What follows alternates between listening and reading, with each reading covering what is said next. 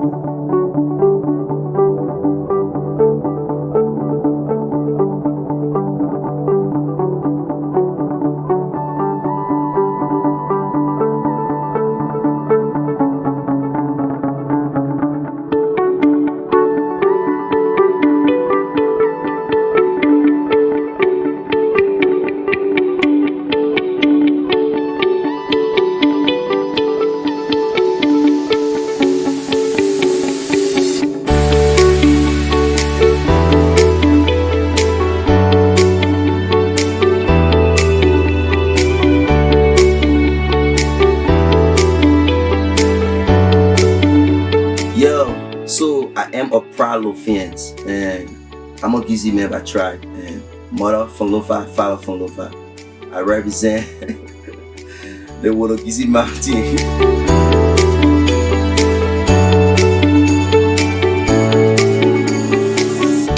Well, relationship.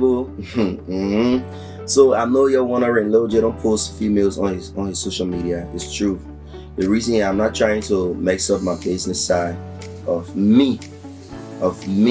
Sometimes there are females on the floor with you because you're nice, you're handsome, and you're cute. I mean, they want to come around, they want to do business with you. Whatever relationship business or whatever business, it doesn't matter. But as somebody that woman should depend on, because I know what a woman deserves, and I got what a woman also deserves in me.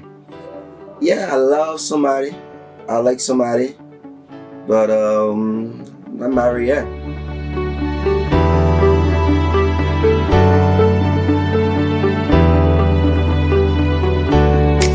Well, I remember 2005, I was still a teenager at that time, but I was a troublesome man. You know, I used to be, repelling, destroying electronic devices like MP3 players, CDs players, cassette player, and things.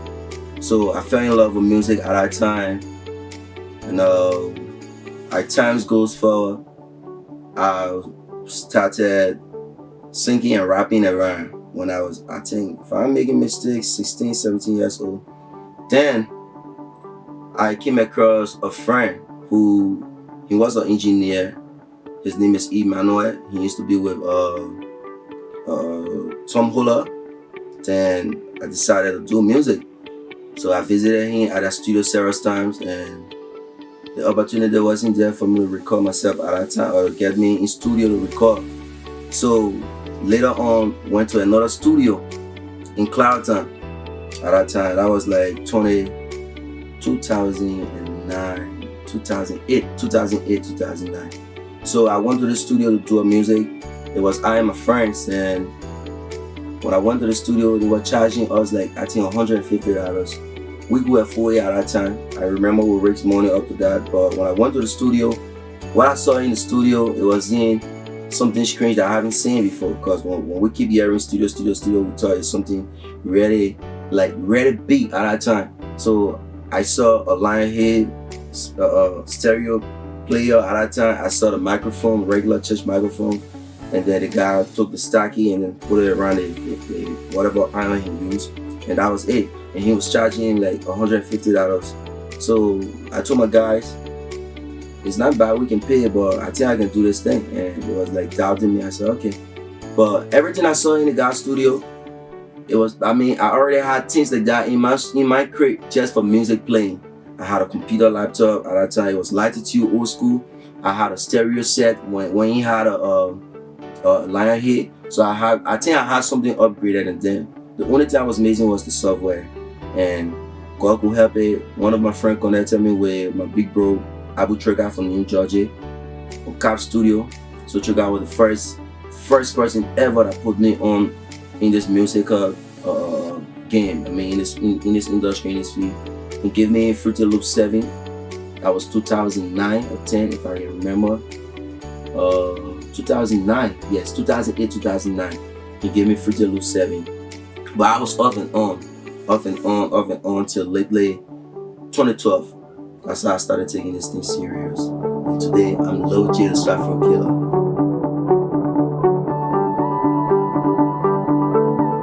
I used to be a disc jogger, a DJ. I was one of the famous DJ on the Ghanansville area with one of the best equipment, sound equipment. People used to hire me for different occasions, like wedding, like shows. Even on Miami Intern, people used to hire my set. I had a musical set at that time, and that's how I just fell in love with this whole music game. Started paying my fan base, promoting artists, and I just forget about the whole music thing. I just started becoming a promoter at that point, and started growing till today. Hear me here, Lil Jay, you're picking up.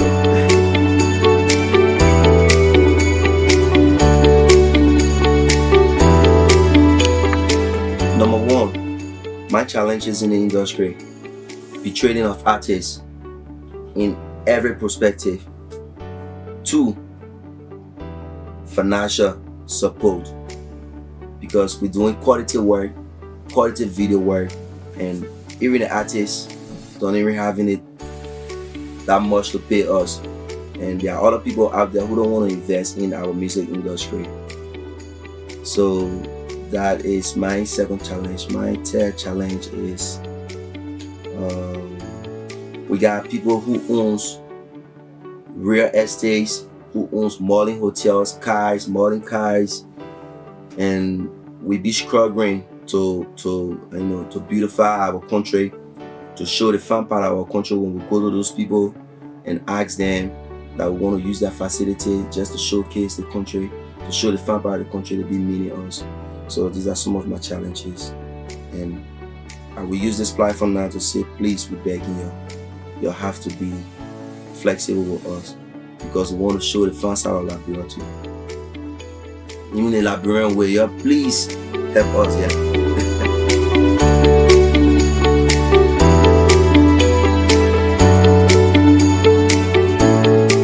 Apart from music, apart from entertainment, I'm also a businessman.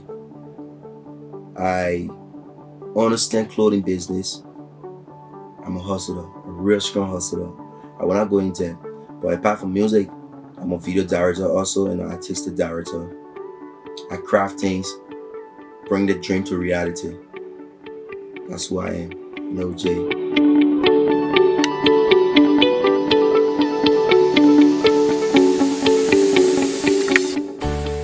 Well, I'm not too special. Let me say this.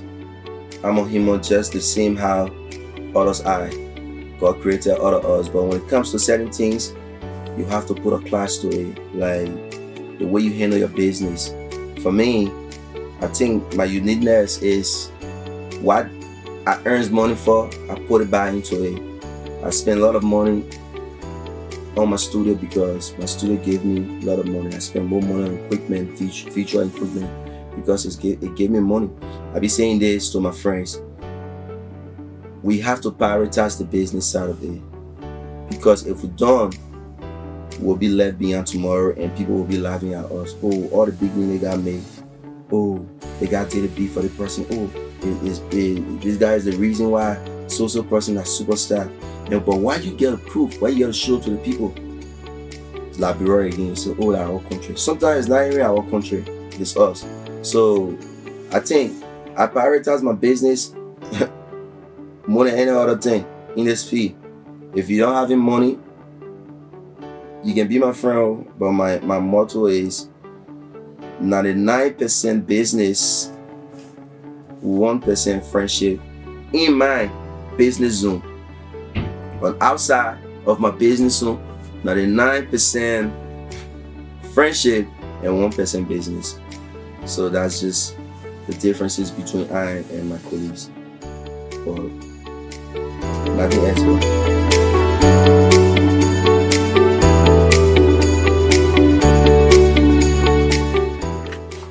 Well, my first biggest music project, it was a song that I produced for Cozy called Dog Original Memorial. That song gave me a big exposure in the engineering side in Liberia and across. And then followed by so and so and so and so. So many here, the history there, check it out.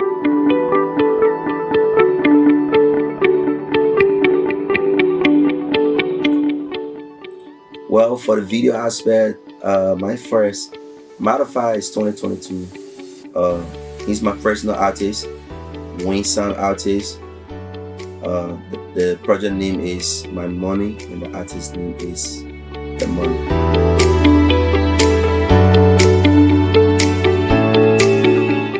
What you guys say, what will be my accomplishment in the next 5 years? I think 5 years is too long. Just say from now to the end of 2022.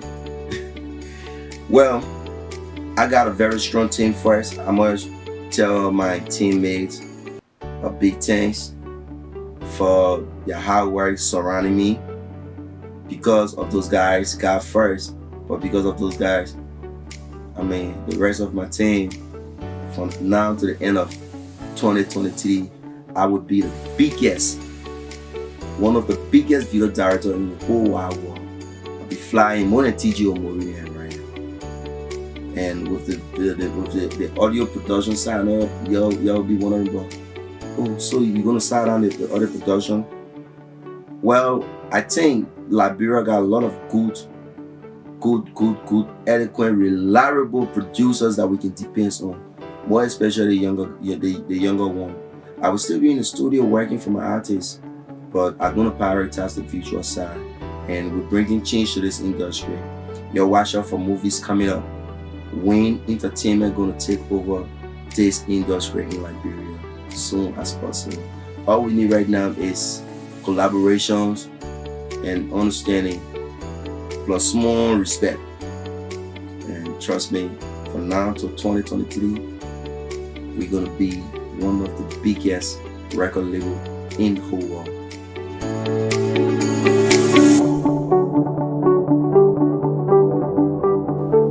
So, one of my funniest experiences in this music industry, I remember I produced a project, and the project was really big.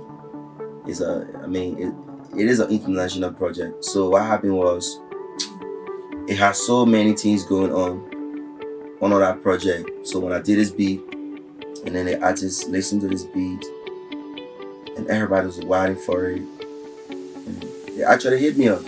So they recorded the song. That was one of my biggest projects there. So it was High Springs, Buggy Roar, and Stunner.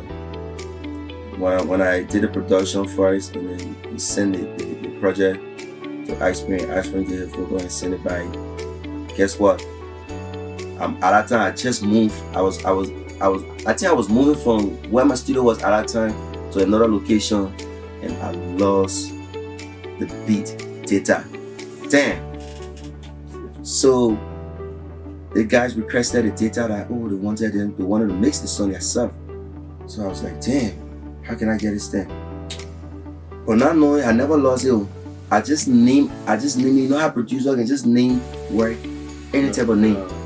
Yeah, so it wasn't the logic name, you know. So I was sitting thinking, how can I find this beat? So I went back, I remade the beat, resampled this beat the same way. And then when I sent this beat, I mixed the song. I sent the first mix. The brother was like, yeah, it's dope, but I think the first one was good. Something I believe they understand that something was missing. So I was worried. I called one of my friends, Ty's on the beat. shout out to you, and you came through.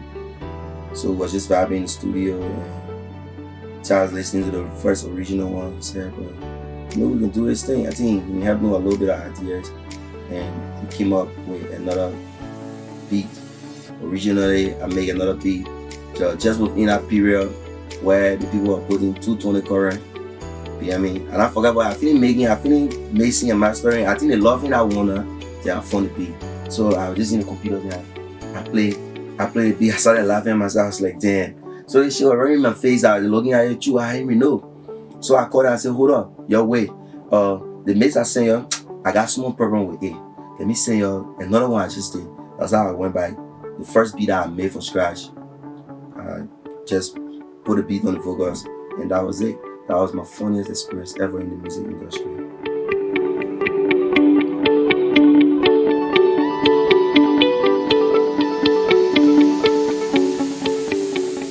Well,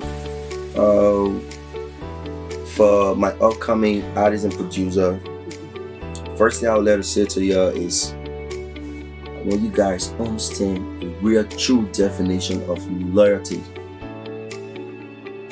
If you understand the real true definition of loyalty, you'll be humble. Just name them, you'll be God-fearing and everything. So my advice to you, number one, be a God-fearing person. Choose loyalty over everything. God will definitely help you. That's all I can tell you. Because if you're humble and you're a loyal guy who believes in God, you don't even know how doors gonna open for you. So that would be my only advice. Be serious with your game. Be very consistent. I mean, if you're humble, right, you trust God, you believe in God, and that level of loyalty, you got a level of loyalty, and you trust me, what's gonna happen for you? It's gonna be way more bigger than your expectation. Things just gonna happen for you like a bingo, like you just taking water from the well and just coming in a drum or a bucket, just like that. Just something simple. So that would be my biggest advice.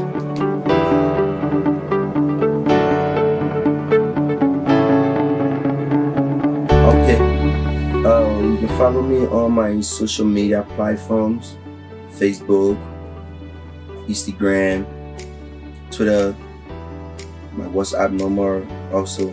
So I will read my WhatsApp number to you: +231 0776 176908.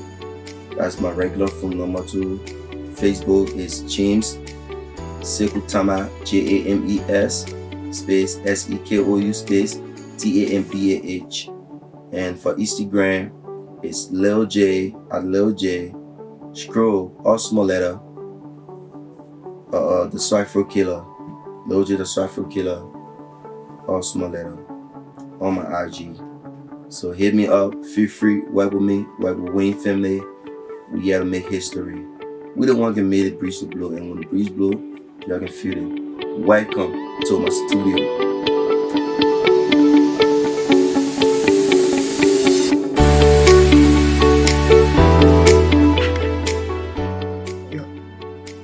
And a big shout out to MME TV. Listen, if you never subscribed on our channel, you better start subscribing. You better start liking and commenting.